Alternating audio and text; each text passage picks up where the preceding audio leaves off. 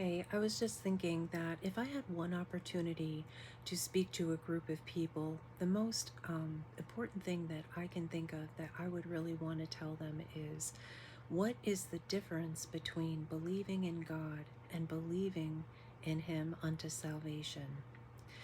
In James 2:19, the apostle James was talking to a group of Israelites that were scattered all over the land, and he said, "You believe in one God, and you do well to do that. Yet the demons believe too also, and they tremble."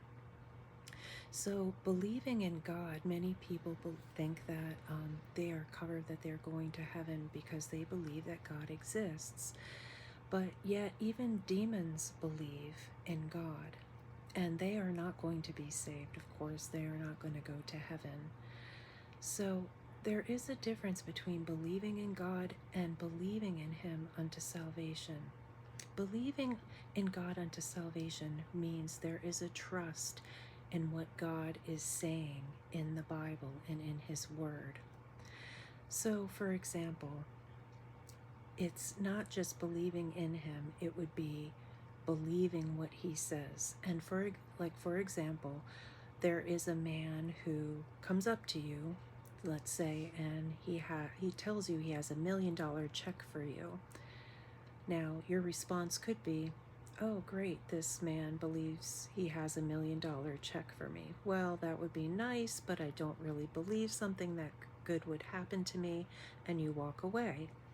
The other response, which would be a response of belief and trusting in the person, would be, "Hey, wow, I'm going to walk with you to the bank so we can cash the check and I will receive the $1 million." So there's an action behind it where you're walking with the person to the bank and you cash the check, he gives you the $1 million check, and you take the money. So the difference between the first response and the second is the second response showed belief, and there was a reaction, there was an action and a belief in the words that were being spoken to you. So what does God say in His Word? Do you believe that those words are for you?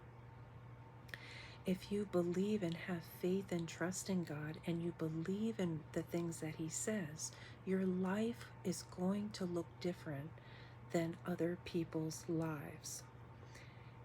In other words, many people are going to be walking in one direction in the world, but your life is going to be walking in a sometimes radically different direction, because you're tuning your ears and your heart to words that God is speaking.